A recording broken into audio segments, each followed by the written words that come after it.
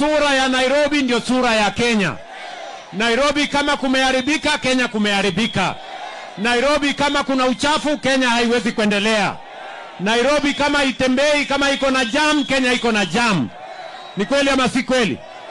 Na niliwaambia hii Nairobi ilisahaulika miaka nyingi. Na mimi niliwaeleza hii Nairobi tutaipangia vizuri. Nimewaeleza hii mjengo hii ya barabara hii ilikuwa imepangiwa kumalizika mwaka ujao Julai.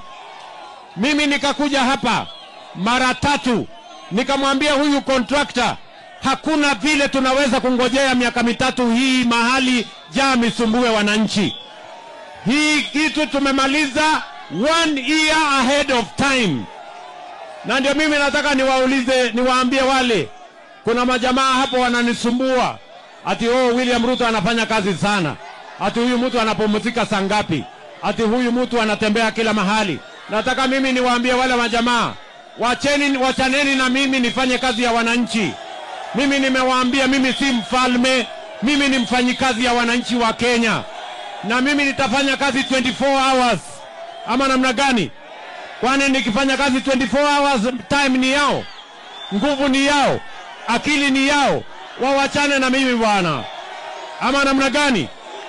Mimi nataka niwaambie wale majamaa, nyinyi wachaneni na mimi nifanye kazi ya wananchi. Mimi niliwaambia wa Kenya ya kwamba tutabadilisha hii nchi yetu. Na hatuwezi kubadilisha nchi kwa kuzembea. Hatuwezi kubadilisha nchi kwa kufanya kazi polepole. Mimi nataka niwaeleze, and I want to challenge those who are telling me that I am wasting time inspecting projects. This project here was supposed to be complete next year July.